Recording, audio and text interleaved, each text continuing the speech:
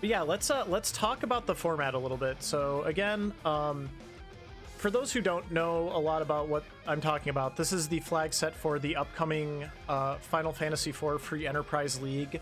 At least the first stage of it. It's basically broken up into two stages. There's kind of a group stage and then a knockout stage, if that makes sense. So this is the flag set for the group stage, and it's a little bit of a faster, more jetty flag set in my opinion than what we had with the Fabul Gauntlet. You're all going to get pretty familiar with it if you hang out on my stream long enough, because I'm going to be playing probably 3 or 4 of these a week on stream, and then in August the league actually kicks off and I'll be playing my actual matches and things like that then. So we'll be seeing this flag set quite a bit. And in fact, I'm hesitant to play a lot of other stuff right now just because I really like to get my brain kind of like situated and settled on a particular flag set when I'm trying to play it for a competition. So but let me just kind of start at the beginning. I have my little note sheet here. So let's kind of just start at the very beginning. And the first thing I would say is, for routing purposes, what I am finding is you want to loot early and often in this flag set. And the reason I say that is because money is actually pretty hard to come by. There's a lot of good loot. There's also a lot of good items in shops that you're not going to want to be passing by. You're also going to want to be buying things like sirens and hourglasses again, and Bacchus wines, which we are not. After the Fabul Gauntlet, all of those items were really restricted with the S Pro flag set. So you're going to want a bankroll. And with the sparse 60, your looting options are pretty limited, but you really need to like hit the high yield spots, in my opinion. And you always want to get some efficiency. So my general routing that I have been starting most of my seeds with, and there's always exceptions to every rule, so take a lot of this with a grain of salt, and also just keep in mind this is my impression. It's not like this is the best way to do things. It's just what I found has been working for me. But I always start by landing in Baron, looting Baron, checking the Baron item shop, checking the character, checking the first boss. And then I go to the waterfall and I check the character there, because we'll get to that in a second. Character checks are very important as well in this flag set. Thanks for the notepad. Oh, no problem. I think that I'll be clipping this as well. So yeah, so this way it'll be a little bit visual too. So I've been going from Baron to the waterfall to Damsian. And then if I have money, like if I have, like, let's say a crystal armor or something that I know I can sell and do some shop checking, I'll usually run to Kaipo and check that as well while I stop at Waterfall. But the nice thing is, if you go into Waterfall and it's not a character that you want, or it's a character that you want to save for later, you can still potentially pick up some good chests before you take off, so you get a little bit of added value out of that check. And then Damsian has chests as well as a character that you can check there as well. So we're already at 2 character checks, and we're looting for like probably the first 3 to 4 minutes of the seed. Rex says, I've been hitting Mysidia first for the character checks. I think that is a reasonable option. There is a reason I'm not doing that right now, and it mostly has to do with wanting to have money. So I want to give myself the best opportunity to be able to buy stuff in shops when I go into towns. So yeah, and it also depends on your party. Like if I go to Watery Pass and I go to Damsian and I'm like, this is a good start. I've got like three of my 4 characters are now characters that I'm going to be good with for a while. I'll probably just start doing checks. Like I'm not going to immediately go run to Mysidia first. Now, that being said, if your party is junk, then absolutely, I would say you want to go to Mysidia or Hobbs next and see who you can find, because we'll get to party composition in a second, but I do think you should be able to get a pretty consistent party most times. Another thing about looting early is it's going to give you a little bit more information about which characters you're going to want and which characters you're not going to want. So, for example, if I go into Watery Pass like I did in the seed last night and I pull a defense sword, suddenly I'm really good with getting Kane. Whereas a lot of times I really kind of want to have an edge as my melee damage dealer. But if I can find something like a Dragoon Spear, a White Spear, a Defense Sword, I'm going to be really happy with Kayn in that role as well. So it does help you. It does help to kind of dictate who you're going to pick up and stuff. So so that's kind of my general early routing, and that's sort of the philosophy behind it. I want to have money. I don't want to have to come back to shops to check later on if I don't have to. I want to have that bankroll right off the bat and also be doing character checks right away. So, all right. Next couple of things are going to be on party composition, because we do have a lot of access to characters and we're going to be trying to like figure out which characters are the good ones. So my second thing is you always want to have a black mage. You always want to have a black mage, if possible. You want to have a black mage because at some point you're going to get down to Dwarf Castle and you're going to want to be able to use that warp glitch right away. Also, early on in the game, Quake is going to be your best offense. So, like, we haven't talked about ideal parties yet. I'll get to that in a second, but my ideal party usually involves, like, at least one Palom, if not two. So you always want to have a black mage, and I actually made that mistake in a seed last night, and I didn't get a black mage, and it definitely cost me time later on. So also keep in mind, as soon as you get underground, usually you're going to be able to siren grind. So like, even if they're kind of low level, you should be able to get them up to speed pretty quickly. So hey, suddenly Rydia is useful for something. She gets warp very early. Rydia is pretty good in this format. You can get her virus generally pretty easily. You're also going to probably loot some better summons than you're used to, so like having a Leviathan or something is not out of the question. Sylph's a lot easier to find. Sylph is available in all shops that are available right from the very beginning of the game, so Rydia is pretty good. Rydia is definitely a good option. But yeah, you always want a black mage. Ideally you want two, I would say. This is going to tie into something a little bit later when we talk about the Zeromus fight, but you always want to have a black mage. Hey Ryan, thank you for the host. Next thing I will say, and I'll kind of do some character rankings in a second, but I'm just gonna say this, and I'll probably get some hate for this.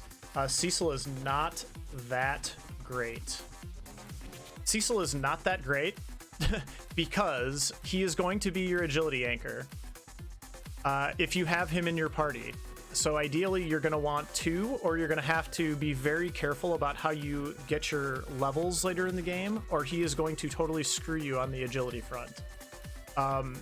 The only weapons that he can use that Kayn can't use are the Excalibur and the Crystal Sword, which you'll probably have an Excalibur, but you know what? Edge can also throw that. So I would say Cecil is pretty risky. The other reason Cecil is pretty risky is if you're going to use him, you're going to want to go to Ordeals. I think Ordeals, I'll get to this a little bit more in my early routing in a second, but I think that Ordeals is a little bit of a trap in a format with no boss hunts. So Light Sword's pretty good as well, yeah, but honestly, like, Light Sword is the kind of thing I'm usually really happy to see because I can sell it. That's another reason I think Cecil is overrated, is if you sort of commit to not picking up Cecil, it lets you sell all of that crystal gear that you find, and that can like bankroll an entire seed entire race a lot of the time. So I think Cecil is, there are times where you're definitely going to want Cecil, but I would say a lot of times he is going to be more of a detriment than a good thing to have in your party. Also, like, just as an example of this, one of the seeds I did over the weekend, I had an Excalibur, Avenger, Cecil. My party was Excalibur, Avenger, Cecil, Edge, Rosa, Palom, and I was running to Zeromus, going through the moon, going through the lunar subterrane the first time. I dumped Excalibur, Avenger, Cecil for a base level Cid when I got there, and my party just going to Zeromus was Curse Ring, Cid, Edge, Rosa, and two Paloms, and it was super smooth. So what about two Cecils? Again, two Cecils is fine, but one of them needs to be base level, because otherwise they're going to not be a good agility anchor. And then it's like, honestly, I'd rather just have Cid at that point, because he's more likely to survive big bangs and with low agility and throw potions and do all that other stuff. So, I mean, you can definitely go with one Cecil. It's not a big deal, but like, you almost need to overgrind if you do it. And so a lot of this, you can plan a lot of this stuff early. Like, there's very few things that are going to happen later on in the seed where it's like, oh, I need to like adjust course now. So generally speaking, you can kind of plan your seed either to include Cecil if you get like an early Excalibur Crystal Sword, or you have to go to Ordeals, or you can just be like, nope, I am committing to not Cecil. I am not going to do this stuff. So, so that's my first thing. Here's my next thing that I think is probably going to be pretty controversial as well, and that is Tellah is not that great. We are all very, very used to Tellah as our, you know, Swiss Army knife and our utility character for things like exit, for things like weak, for things like just a lot of those utility spells and stuff like that. I'm here to tell you Tellah is not that great in this format, for a lot of the same reasons that Cecil is not that great, plus another one which we'll get into in just a second. But Tellah is good for exit, but again, kind of like Cecil, Tellah requires you to go to Mount Ordeals in order to really unlock his power, and I am definitely of the mindset that you do not want to do Ordeals in this format unless you have to. So there are times where I will do it if my party's pretty weak and I think it's the only thing I can actually do, but I do not want to do Ordeals if I don't have to. And so Tellah is not going to be that great. Sid, in my opinion, is just as good of an agility anchor, if not better, at the end of the seed, because he's going to have more survivability. He can throw potions. He can be a Star Veil reflect wall. You might not even have a curse string, depending on the kind of seed that you have. And also, we can't really D-machine grind as well in this format because of the can't run flag. So Tellah's utility really takes a huge hit, in my opinion. So I'm kind of the mindset that I want Sid to be my anchor in most situations. If I can't find a Sid, I will definitely take a Tellah. But Sid has really good value all throughout the race now, because early on he's going to be a great damage dealer. He can use things like Elven Bow, Elemental Arrows, stuff like that, to kind of get you through maybe some of that middle game where things get a little dicey sometimes. And then at the end of the game, he can have 3,000 hit points and still be a really good agility anchor with a curse string. So I want Sid, not Tellah, if possible. And again, I'm not going to be super picky about it, but all things being equal, I'm usually really happy to see a Sid. And then if I do see Sid, I'm just like, I don't really care if I can find Tellah or not anymore. So yeah, so Tellah, I believe, is also pretty overrated. Let's see. I guess as far as this would probably be a good time to just kind of talk about general party composition and things like that. So my ideal party, like if I had to pick, like if you just said, hey, you can have whatever characters you want in the seed. My party is going to be Edge, Rosa, Sid, Palom, and Palom. That's going to be my party every single time if I get to pick. So Edge is like just the best damage that you can get. He's super, super fast. He doesn't need a lot to get going, and you'll probably, if you can find him early, he's even better. Rosa is the white mage with the most survivability. You definitely want a white mage, and Rosa is great. And then I think reflect strats are really, really good in this format. Again, just because it's pretty easy to get up to nuke level, and you can have a faster Zeromus fight. Things like Quake are really, really good in the mid game and pretty easy to get. So does that mean that you really like Porum more for access to exit? No, Tellah, Cecil. I actually really like having two white mages in this format as well. So if I can't find two black mages, I definitely want two white mages. I have run a couple parties with two damage dealers. So like I had a seed I did last night that was Edge, Kane, Rosa, Porum, and Sid, and that went pretty well. If you do end up with two good melee DPS, generally speaking, you want to have two white mages as well, just for the Berserk, or if you get Bacchus Wines. But like the seed I did last night, I only found one black mage, and I forgot to pick Rydia up, so that was actually really bad on my part. But I think generally speaking, no, Porum is not that good, but Porum's not bad. Like I would probably rather have Porum than like, I don't know, it kind of just depends. Like I definitely want a white mage. I'm totally fine with two white mages, but a lot of it is like once I get to a certain point, I kind of don't care that much about my party, because you want to be flexible enough with the party compositions. But the ones that I think work best are the one that I listed above, which is basically 3 mages, edge to throw / berserk on bosses, and then Sid is your agility anchor. But also you can definitely have like 2 really good melee characters and 2 white mages and an anchor as well. I think that's probably like the next best thing, I would say. Or 3 melee, but that's a little harder because I don't think you're going to loot too much in this format. But you could probably get some parties with like 3 melee, a white mage, and an anchor, and some Bacchus wines, and that would be fine as well. But the problem with a party like that is you're going to struggle a little bit in the mid game with some of those bosses, unless you really commit to like an early grind, because like Quake is the best way to get through a lot of stuff kind of in the middle of the game, I would say. So yeah, like you can make most things work in this format. The power level is pretty high. But like if I had to pick, I would definitely pick a party that was more black mage heavy with like 1 edge and 1 Rosa. So that would be my ideal setup there. Just a couple other things. I kind of already talked about reflect strats. Let me see. I've already talked about sirens. I think getting sirens is like really, really important in this flag set, and generally doing an early grind up, you know, once you get underground. I think the last big thing I'll say for now, and because I've seen a few people that have done this in races over the weekend, and it has to do with the fact that you only need to get 3 out of 4 objectives now. I think you want to, like, let's say you get a, let's say if one of your objectives is like check the ribbon spot or defeat the ribbon spot. I think you always want to prioritize doing that one last. I think you always want to save your moon spots for last.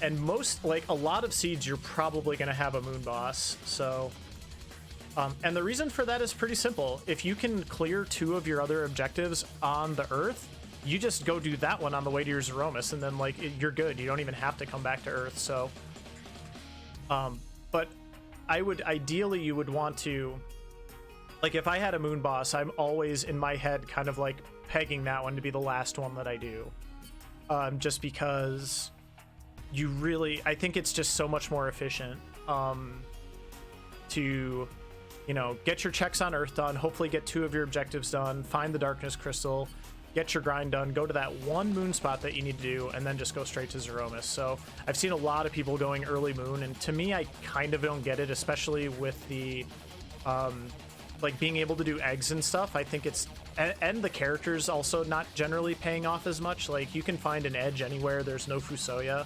I think going to the moon early is generally not the right play in this format, but again, there's going to be a lot of exceptions to that rule. So moon is haunted, confirmed. Yes. Do you have a level target in mind for early siren grinds? I've been shooting for low 30s, not sure if it's overdoing it. It depends on what characters you have, Boren. I would say for me, 30 is probably about right, but it also just kind of depends on my party composition. I'm usually looking for Cure 3 on my white mage. That's generally kind of like a good sign that my levels are in a good place at that point. If you have Rydia, you want to get Virus on Rydia. Palom's really easy to get Quake on, so that kind of doesn't count, but like you can even just do, like, I don't remember exactly what level it is. Like Palom learns all of his like Fire 3, Lit 3, Ice 3 in like the mid 30s. I wouldn't say that you have to go do that, but if you know there's a boss where that would be beneficial, like I would just grind up to that level. Like there's no reason not to. So yeah, like early to mid 30s is probably a pretty good place to shoot for. I'm also really a big fan of like peeking bosses, so I'm gonna do a lot more like peeking that first dwarf castle boss in this format and different things like that, just because with the availability of sirens, a lot of times you do have a lot more options just in terms of, oh, if I just like go pop 2 sirens, I can do this, or I can go do that. So it's all about just kind of not having to double back and do anything more than once if you can help it. And also just realizing that like it's actually a lot safer to skip spots now. So like if you find the gauntlet at like not a great spot and you can just easily reset out of it, I'm generally a big fan of doing that now, because, or like Golbez would be another example, Wyvern would be another example. because most of the time you're not going to get punished for that. The only time you are going to get punished for that if it's like a key, like that boss holds a key item that also gates another key item that's one of your objectives. So like what I mean by that is, like, let's say I have 2 of my objectives are wake Yang with the pan and complete the twin harp. And if the twin harp is behind the pan and the pan is at that really difficult boss that you skipped, then okay, like you're kind of screwed then. But like the odds of that happening are really, really low. Castro, I'm sorry if you already talked about this. I just got off a phone call. Are sirens guaranteed in shops? Sirens are guaranteed in gated shops. Well, they're not guaranteed, but they can appear in gated shops. So I have not had a seed yet where I can't get a siren. Also, there's a spider on my wall. I'm gonna get up and kill it really quick because I'm scared. I'm not scared, but I'm gonna go take care of that. If anybody else has any questions, go ahead and post them now and I will answer them when I get back.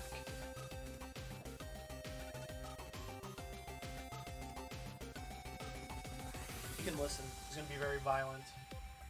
Oh. There you go. Gotcha. Gross. There's one of those like big creepy like daddy long legs looking things.